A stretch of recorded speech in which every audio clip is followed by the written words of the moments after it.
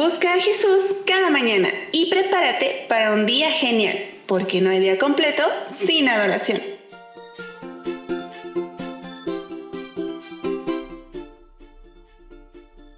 Hola, muy buenos días. Gracias porque están con nosotros nuevamente y porque nos han acompañado en esta semana. Hoy vamos a hacer nuestro repaso y les saludamos con mucho gusto. Les damos una bonita bienvenida a hacer el repaso de la lección número 6. Y el versículo está en Salmos 12:5, que como dice el título, me levantaré. ¿Quién se va a levantar?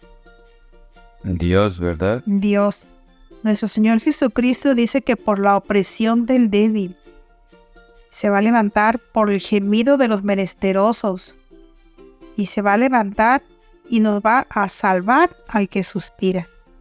Sí, fíjate que lo que estuvimos viendo, Rosalena, que en nuestra época no es la única en la que ruge el mal, porque vemos que hay mucha maldad, mucha injusticia y opresión. Los salmistas también vivieron en tiempos así, en el que se veía la maldad y ellos también lo expresaron. Y vemos que el Señor es piadoso y retiene su ira en gran manera. Tiene mucha paciencia porque no quiere que ninguno se pierda, sino que todos se arrepientan y cambien de conducta, como lo dice 2 de Pedro 3, del 9 al 15. Y eso es lo que estuvimos viendo en esta semana, ¿verdad? El día domingo 4 de febrero vimos el título El Guerrero Majestuoso. Y aquí estuvimos analizando parte de los Salmos 18, 76 y 144, en el cual vimos cómo se describe al Señor en estos textos, cómo lo describe el salmista, y lo describen como un defensor y libertador de su pueblo, como un juez justo también. Y esos salmos vimos que también nos transmitían que Él siempre está dispuesto a ayudarnos para nuestro bien o por nuestro bien también. Aquí vimos que la magnitud de los actos de Dios deberían disipar cualquier duda sobre el gran cuidado y la compasión de Dios por los que sufren, o sobre su capacidad para derrotar al mal. Solo tenemos que esperar a que Él actúe. Sí, incluso cuando el pueblo de Dios, como David, participó en guerras, la liberación no provino de medios humanos, ni por la fuerza de David. En sus muchas batallas contra los enemigos del pueblo de Dios, el rey David alabó a Dios como el único que obtuvo todas las victorias.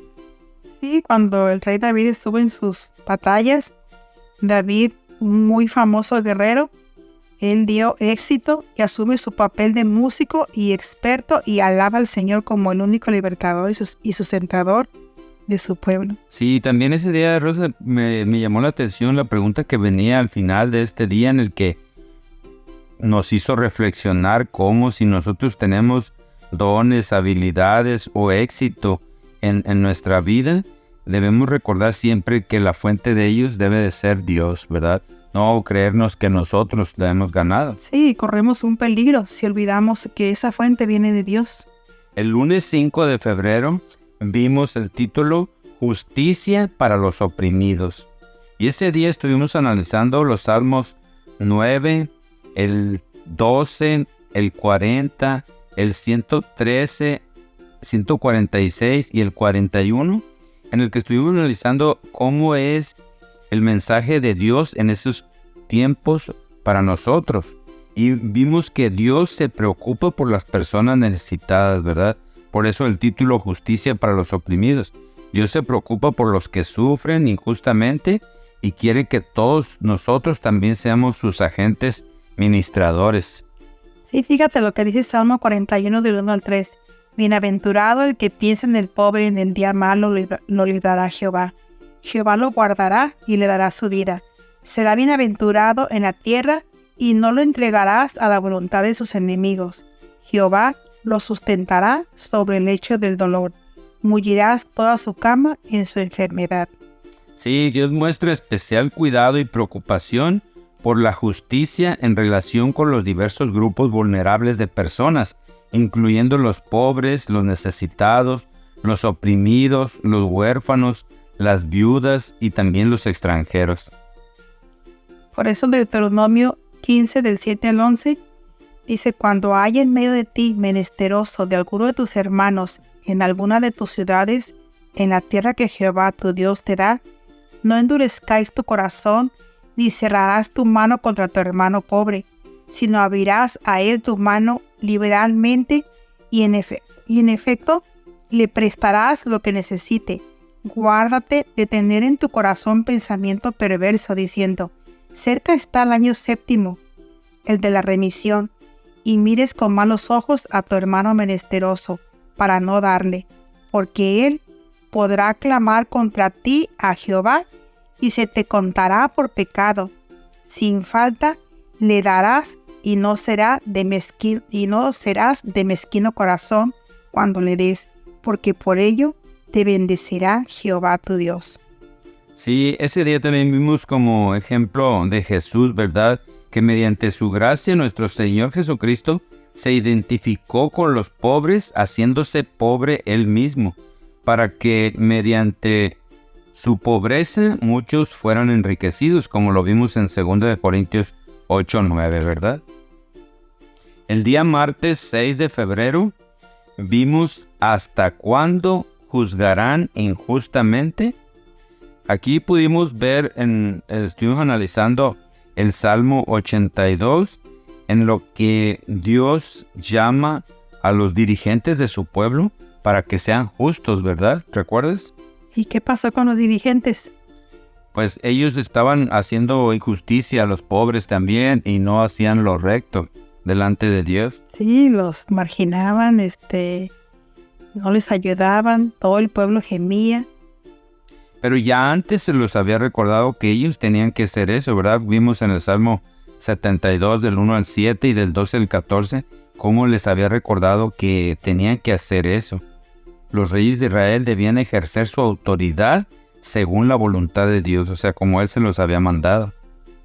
Por eso es que Dios declara sus juicios sobre jueces corruptos de Israel. En el Salmo 82 les habla muy claro acerca de esto. Y las Escrituras sostienen invariablemente que el Señor es el único Dios. Dios comparte su gobierno del mundo con agentes humanos designados como sus representantes.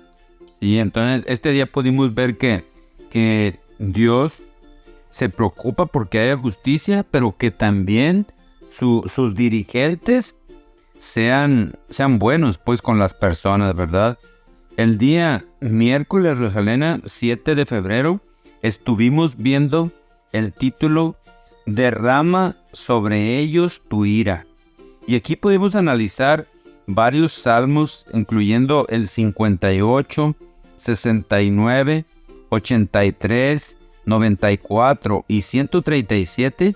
Parte de ellos estuvimos viendo para ver qué sentimientos transmitían los salmos.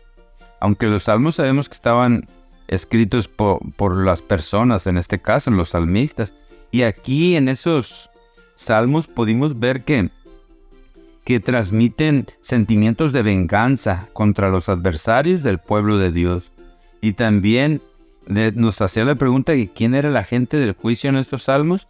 El salmista pide que Dios actúe y se vengue de sus enemigos. O sea, el salmista está pidiéndole eso a Dios. Sin embargo, la indignación de los salmistas ante la opresión es buena. Significa que el salmista se tomaba muy en serio el bien y el mal, más que mucha gente. Sí, los salmos son proclamas proféticas sobre el inminente juicio de Dios.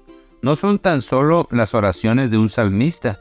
Y también estuvimos analizando, como les decía, en el Salmo 137, en el que este salmo refleja los anuncios del juicio de Dios sobre Babilonia.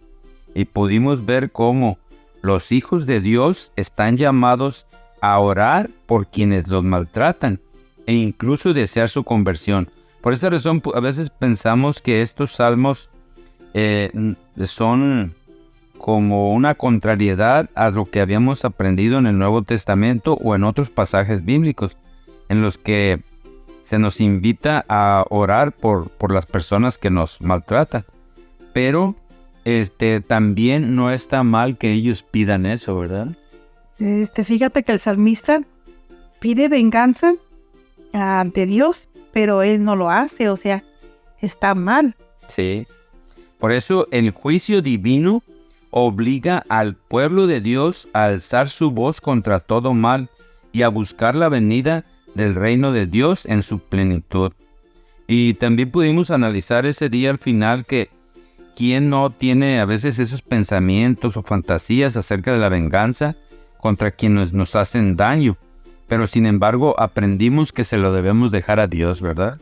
El día jueves 8 de febrero vimos el juicio del Señor y el santuario. Sí, el día de ayer estuvimos analizando varios salmos como el 96, el 99, el 132, en el que pudimos ver acerca del santuario. Todos hacen alusión acerca del santuario, ya sea directamente o indirectamente. Y nos preguntaba, ¿dónde tiene lugar el juicio y las implicaciones que tiene la respuesta para nosotros? Y pudimos ver que era en el santuario, porque ahí es donde nos convoca a Dios a encontrarnos con Él y experimentar la salvación en Él. El santuario fue designado como el lugar del juicio divino, como indicaba el juicio de Urim. Lo vemos en Número 27-21. Sí, por eso es que muchos salmos representan a Dios en su trono en el santuario y está listo para juzgar al mundo por su pecado y su maldad, ¿verdad? Por eso la Biblia es que representa el pecado como una violación de la ley moral de Dios. La santidad de Dios significa que Él ama la justicia y la rectitud. Por esa razón es que también veíamos, Rosalena, que Dios nos llama a ser rectos y justos, ¿verdad? Y a obedecer su ley. Sí, por eso en el santuario es el lugar del perdón del pecado y de la restauración de la justicia. Sí, el juicio del Señor desde Sión trae como resultado el bienestar de los justos y la derrota de los impíos. Así que eso es lo que pudimos estar viendo esta semana. Para hoy, viernes 9 de febrero, quisiéramos compartir una cita del Espíritu de Profecía con ustedes, pero antes comentaremos que muchos salmos son protestas contra la indiferencia humana ante la injusticia. Son un rechazo a aceptar el mal. No están motivados por el deseo de venganza, sino por el celo de glorificar el nombre de Dios. Por eso, no es incorrecto que los justos se alegren cuando vean la venganza de Dios sobre el mal, porque así se establecen en el mundo el nombre de Dios y su justicia, como nos dice Isaías 58, 10 y 11. Sí, como lo dice Salmo 58, 10 y 11. Sí. Estos salmos obligan a levantar la voz contra el mal y anhelar la venida del reino de Dios en su plenitud. En ellos se nos da la seguridad del consuelo y la liberación divinos. El Señor se levantará. Sí, por eso también hoy viernes les invitamos a, si tienen oportunidad de buscar en un libro del Espíritu de Profecía que se titula El Discurso Maestro de Jesucristo, buscar en las páginas del 12 al 18 y del 31 al 36 un capítulo que se llama Las Bienaventuranzas. Nosotros solamente vamos a leer una porción de este libro. ¿Nos ayudas a leerlo, Rosalena? Jesús dijo: cuando por mi causa os vituperen y os persigan, gozaos y alegraos.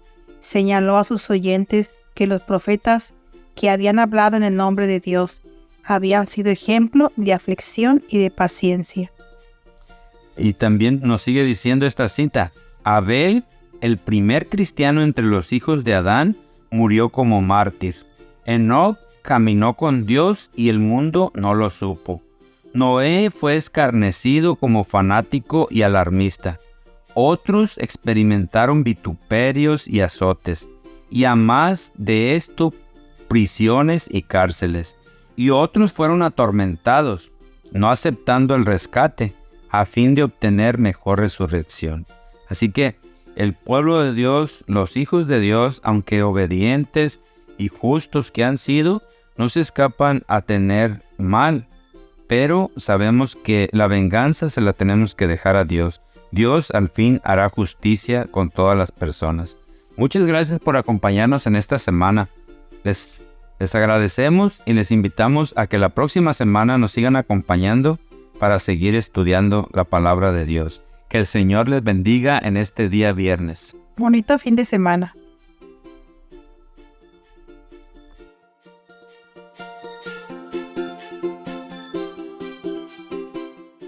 Busca a Jesús cada mañana y prepárate para un día genial, porque no hay día completo sin adoración.